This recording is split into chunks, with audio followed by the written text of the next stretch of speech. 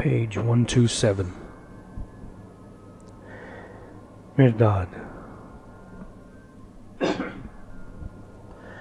Your breath upon the wind shall surely lodge within some breast. Ask not whose breast it is. See only that the breath itself be pure. Your word shall seek and surely find some ear. Ask not whose ear it is.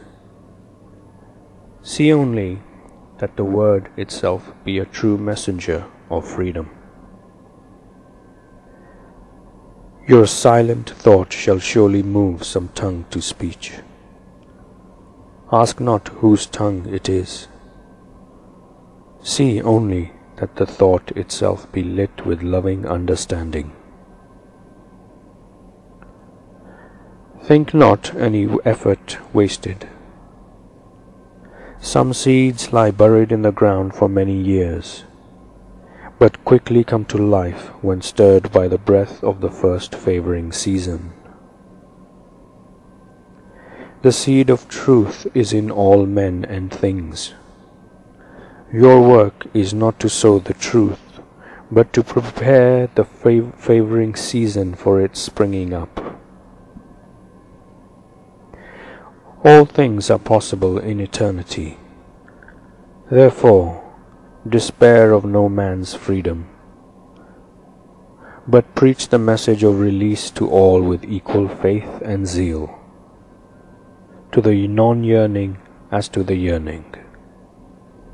For the non-yearning shall surely come to yearn, and the now unfledged shall some day preen their pinions in the sun, and with their wings shall cleave the farthest and the most inaccessible reaches of the sky.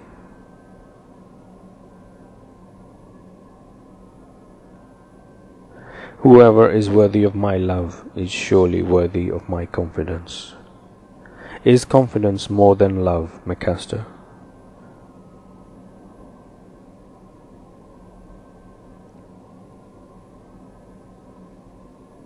Invest the blind with a semblance of authority, and they will pluck the eyes of all the seeing, even the eyes of those who labor hard to make them see.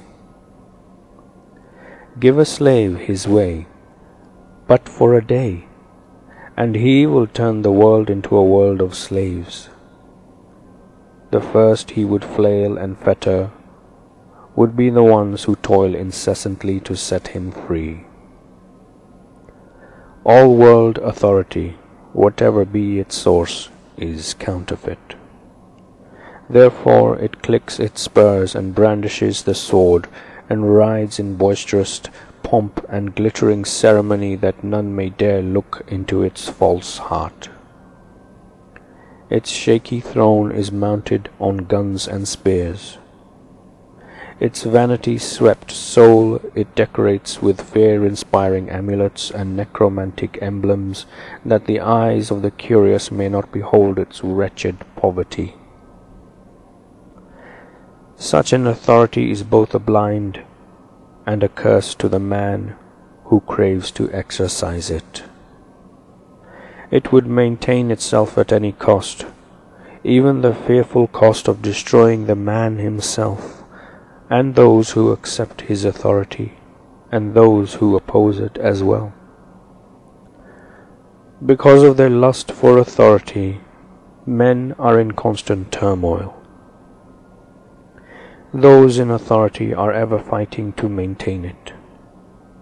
Those out of authority are ever struggling to snatch it from the hands of those who hold it. While man, the god in swaddling bands, is trampled underfoot and hoof and left on the field of battle unnoticed, unattended, and unloved.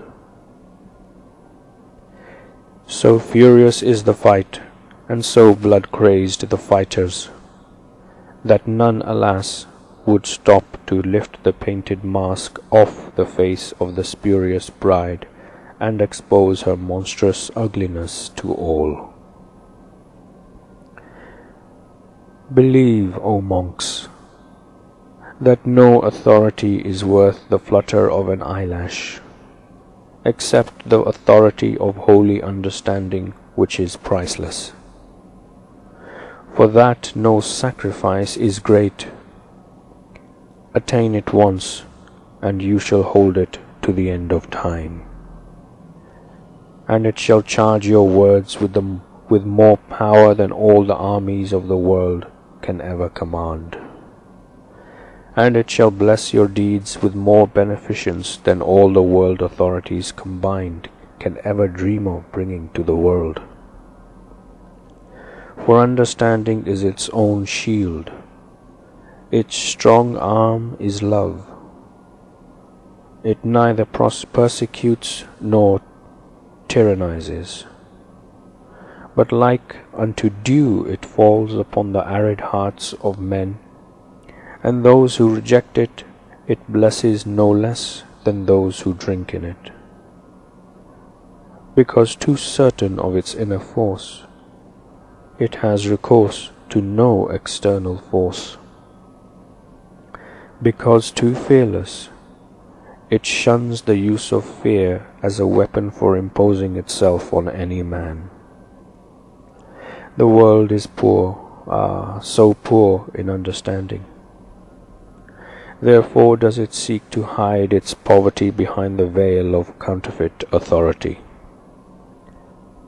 And counterfeit authority strikes defensive and offensive alliances with counterfeit force, and the two put fear in command, and fear destroys them both. Has it not always been that the weak would combine to protect their weakness?